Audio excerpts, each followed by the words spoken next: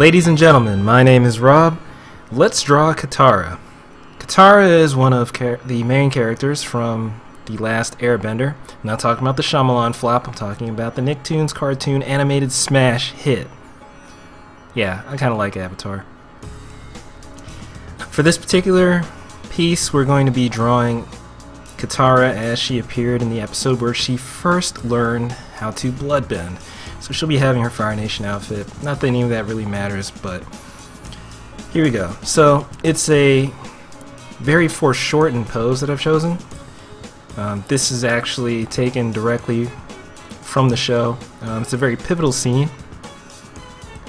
So not a whole lot of composition work here. Simply making sure that I frame the character's head not exactly at the center as far as vertically goes. I want to keep her slightly off center so that we get the rule of thirds being applied. So as you can see, her eye line is above the middle of the page. It's not directly on the mid. So basic skeleton drawn out just like before. But here with the extreme foreshortening, the skeleton for the hands, skeleton for the elbows, things like that are more exaggerated. Everything else though is bog standard from what we've seen before. So now I'm blocking in the hair. Very flowy, as is my usual. And with the face, I wanted to capture the same expression that she had in the show, to sort of bring across this idea that she's reluctantly using a technique that she found reprehensible. So I want to make sure that I get across that conflicted feeling, that sense of sadness coupled with desperation.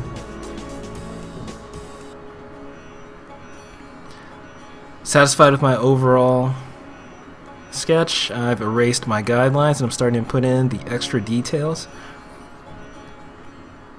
As you can see, I've kind of skipped ahead of myself this time and I've already added in a bit of my tones, filled in the hair, things like that. And with the background, we're just going for indication. There's no need, especially since it takes up so little of the actual piece, there's no need to really sketch out full pencil detail. So I just went with a simple indication to get across the idea of a forest behind her. When you're painting forests, the main thing to keep in mind is that people really don't see forest for the trees. It's more about the indication, the feeling of that there's leaves and then the vertical lines that give across the idea of tree trunks.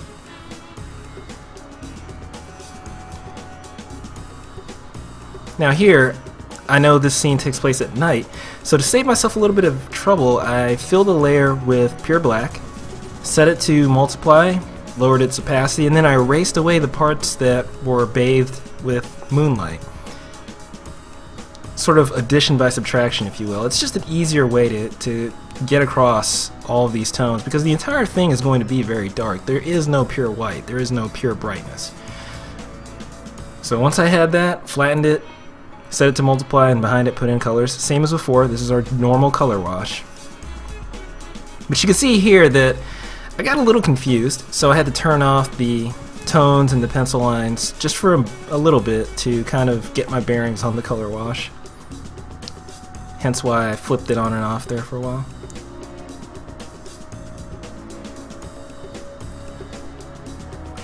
Now, as I'm doing this, the main thing that I want to keep in mind is that this takes place at night. There is a blue shift to all the colors, and all of the light comes from above. It's sort of like sunlight. You can treat it the same way, at least conceptually. But the bluish tint is kind of the key indicator that gives a night scene its night feel. Hollywood does this all the time in movies by slapping a blue filter over the camera lens. Call it Hollywood Midnight. That way you don't have to actually film at night.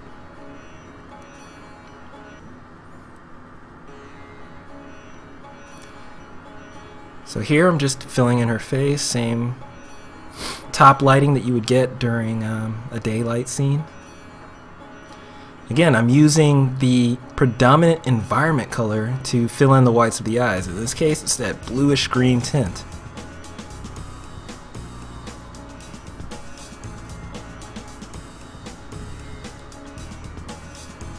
Now, how long you make the shadow beneath the nose is a key indicator of how long the nose is. And with Katara's case, I know that her nose is kind of round, very, very flat. So don't make the shadow too long.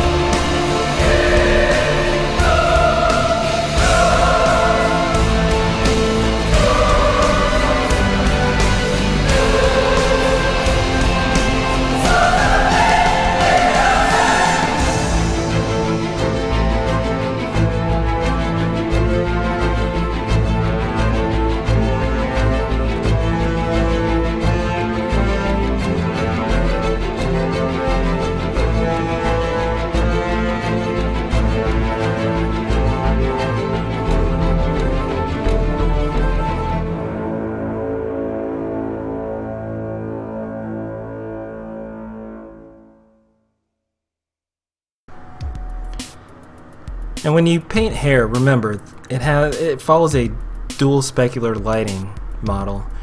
I mentioned this in a previous video, but again, I'll mention it here. When you're painting hair, a lot of the times, a lot of what really makes it seem like hair, what really sells the idea, is the specular highlight. And what I'm talking about is that one part that seems brighter than the rest, sort of like the hot spot on it. Now here I went back and forth a little bit. I had the hot spot on several strands, and then I decided to back off and tone it down a little bit because it was drawing a little too much attention. But the same idea applies.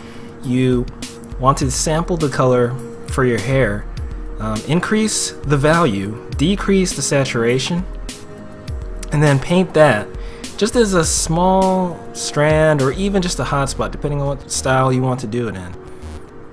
And then with a little less opacity, apply that same hotspot idea, but in a bigger area around the first place that you just did the hotspot. Doing this sort of sells the idea that it's shiny, and really that's what hair does. It reflects light at two angles for its specular, and at one angle for its normal diffuse color.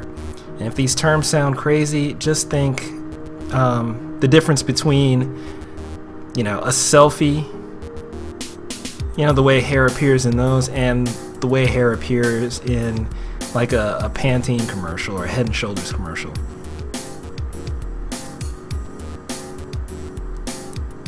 I mean, you can try and go for realistic lighting with the hair and not do this dual specular, but then it'll feel flat or it'll look uninteresting. Now here, because Katara has such long hair, and because it's under such interesting lighting, I mean, it's under the moonlight in a forest, right? That's pretty dramatic. I wanted to make sure that I got as much of the shininess and as much of the lighting properties across as I could. Now here, when I'm filling in the hands, there's really not too much involved other than just making sure that you have some sort of reference in front of you that's close to what you want. And if you don't have anything that you can look up, at the very least you can just look at your own hands even, or use a mirror. But as long as you had a good skeleton to start with, the reference is there simply just to refer back to. It shouldn't guide every single stroke that you make. So just make sure that you have a very solid foundation, that you've got a very good set of guidelines, and everything else is easy. If you don't know where to start as to how to construct your guidelines, things like that, just open up an image, a painting someone else has done, create a new layer, and try creating your own guidelines over that. Now, I know Katara shouldn't have very long fingernails, but I gave her them because in this case it really does sell the angle of the fingers. I mean, you can draw, and I hesitate to say, oh well, it's my style, I don't bother drawing fingernails, but if you don't draw fingernails, it's much harder to sell the angle of the hand. Hands are very expressive, and to some extent, just like faces, our brains have evolved to identify very quickly particular, like the orientation of the hand, its gesture, things like that at a glance. So when you don't draw the fingernails, you're kind of leaving out a lot of detail there. And your brain has to work harder to figure out what it's actually, you know, the angle, the orientation, things like that. So it just looks wrong a lot of the times if you don't bother to do that. So at this point, the painting is pretty much done. I'm just cleaning up, rendering, things like that. Trying to maintain a generally consistent lighting scheme overall. Again, it doesn't have to be physically perfect, it just has to be plausible.